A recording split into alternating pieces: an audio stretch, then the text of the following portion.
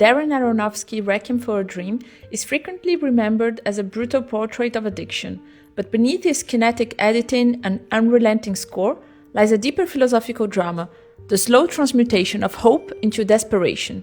Thomas Aquinas' philosophy helps us understand this process.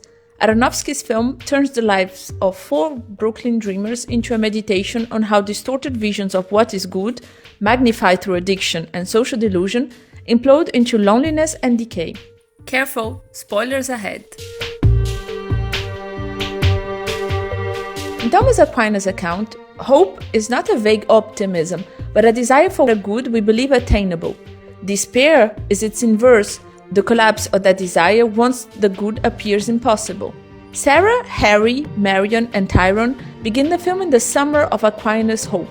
Their dreams are fragile but luminous. Sarah yearns not for celebrity, but for the lost moment when she felt worthy, thin, admired, part of a family. Marion seeks not fashion world success, but the warmth of unconditional affection. Tyrone's ambition, childlike and pure, is to return to a memory of maternal love. Harry, the most transparent of the four, dreams simply of Marion herself. Each character carries a dream that hides a basic human desire, to love and feel loved. Each dream expresses in Aquinas' language a desire for something good that still feels within reach. Hope saturates these opening movements, visually encoded in the bright palette and fluid camera, and sonically reinforced by Clint Mansell's leitmotifs that pulse, however, with tragic anticipation, because even here, Aronofsky hints already that the characters' desires are misaligned with reality. Their hopes are not truly their own, but refracted through social illusions. The cult of thinness, the myth of entrepreneurial self-creation, the commodified pursuit of pleasure, they chase images, not goods. For Aquinas, hope needs to be guided by reason, otherwise it easily slips into illusion.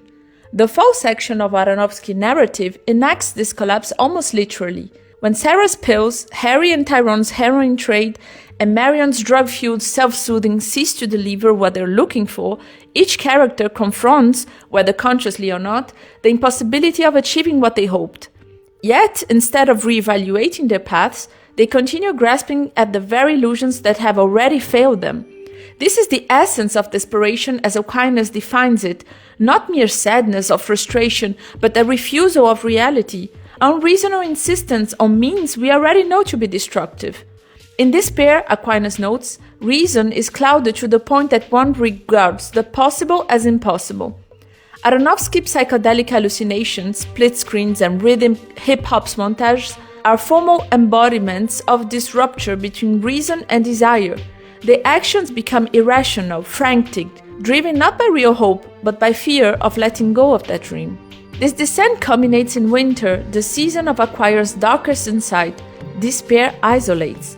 It is not that the characters fail to achieve their dreams, it is that the collapse of their hopes separates them from one another and ultimately from themselves.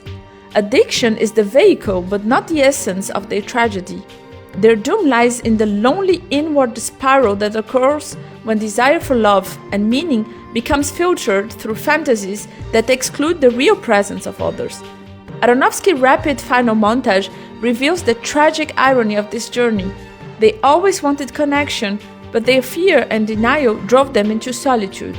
In Aquinas' moral psychology, despair is a sin, but Aronofsky frames it as a universal human pitfall, the moment when we cling to illusions rather than confront the painful clarity of reality. Requiem for a Dream becomes, then, not a sermon on addiction, but a cautionary tale about the fragility of hope when it ceases to be grounded in truth. The film mourns not merely the death of four dreams, but the death of orientation toward the genuine good, the simple love that was present all along, yet tragically unseen. In this sense, Aronofsky's Requiem is liturgical, a mass for the dreams we bury when we choose illusions over the difficult grace of reality. Thank you for watching this video. Hit the like button if you enjoyed it and subscribe if you want to keep track of other videos. Don't hesitate to leave a comment or to contact me if you want to know more. See you next time!